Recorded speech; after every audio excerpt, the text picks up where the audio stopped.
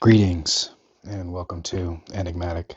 I've been wanting to talk philosophy for a long time, but I get in my head about it, get all anxious and shit because I feel slow.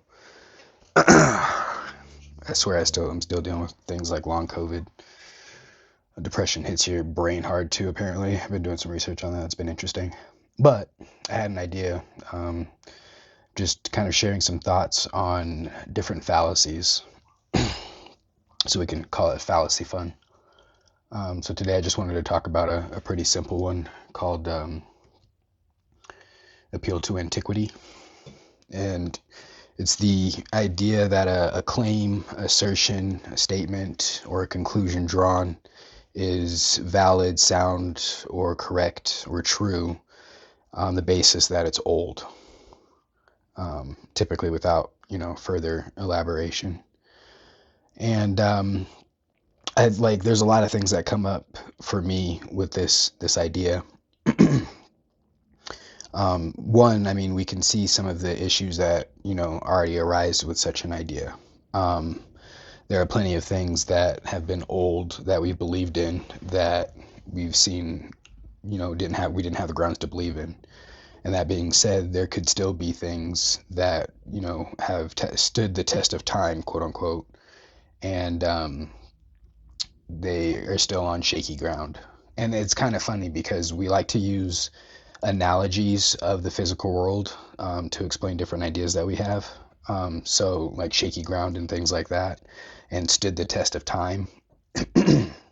And it's interesting when you try to apply an idea like stood the test of time to something that is an idea, because the basis for that is always shaky ground. It's almost like we're walking on the planet Dune or something like that. It's kind of hard to find something solid to base everything off of because ideas are very much a moving thing.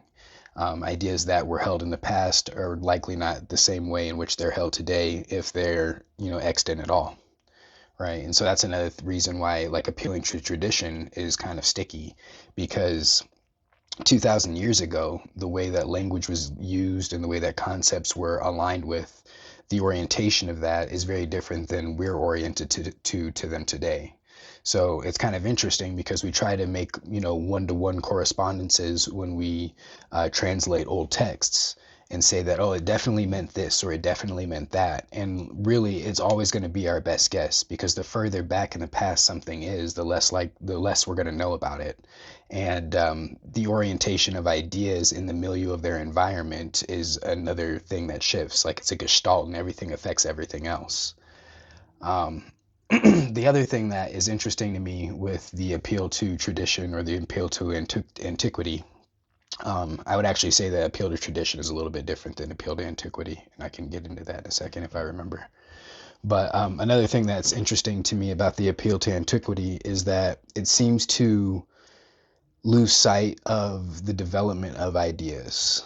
Um, we can see in the modern age by the fact that we always see novelty and new things coming up, and that we're refining so many ideas in the way that we approach things, that existence seems to not be as static as we would like it to be, and our minds in it are also not as static. And so like our minds might need different explanatory formats in order to understand things more and more as our evolution of understanding continues.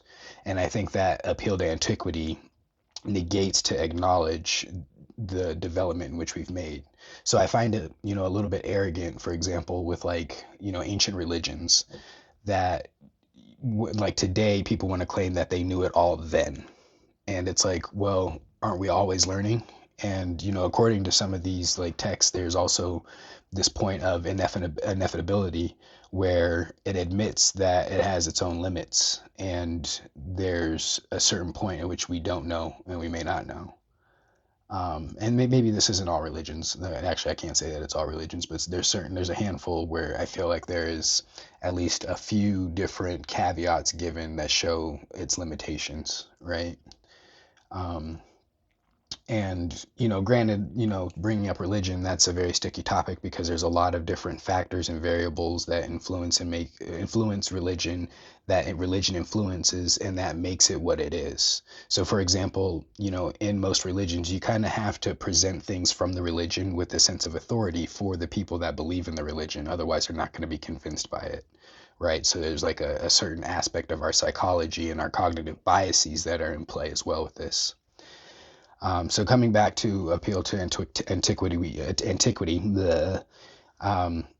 negating, the idea of development within the psychedelic milieu. I'm sorry about that. Within the psychedelic milieu that I find myself in, there's a lot of people that align with things because they're ancient, and we like certain rituals and things like that, and these certain rituals, they had different beliefs that were attached to them. Sometimes some of these beliefs can be shown by using another system to not be what we thought they were. And so while a lot of rituals start out having a practical and pragmatic utility, once we remove ourselves from that and we're doing it just because it's rote, then that ritual has actually lost its purpose.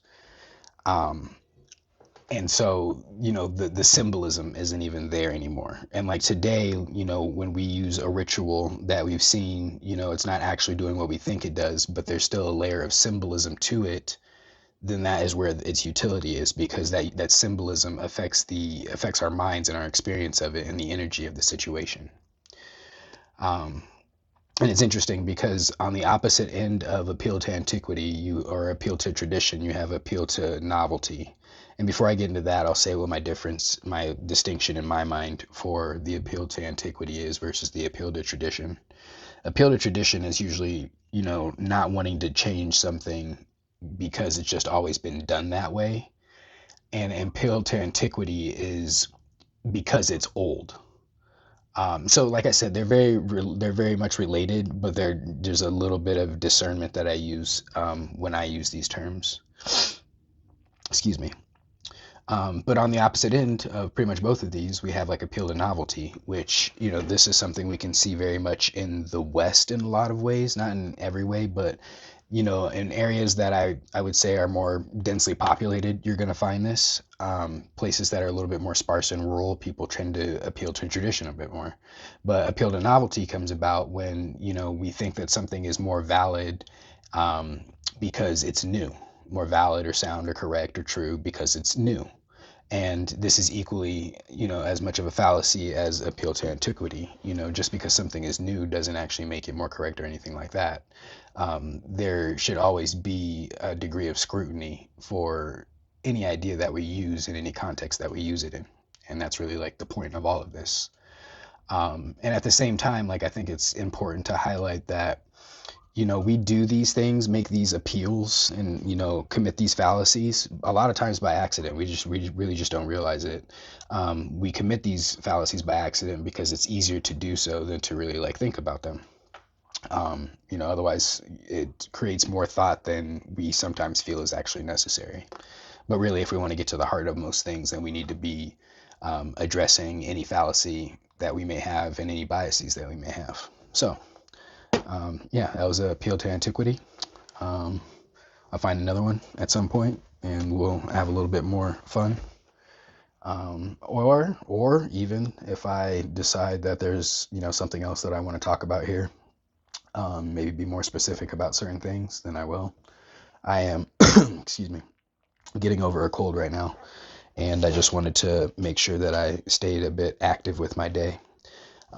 So give me a like, a subscribe, and please share. And I thank you for your time. And be good to you, be good to others, and have a great day. I'll see you next time.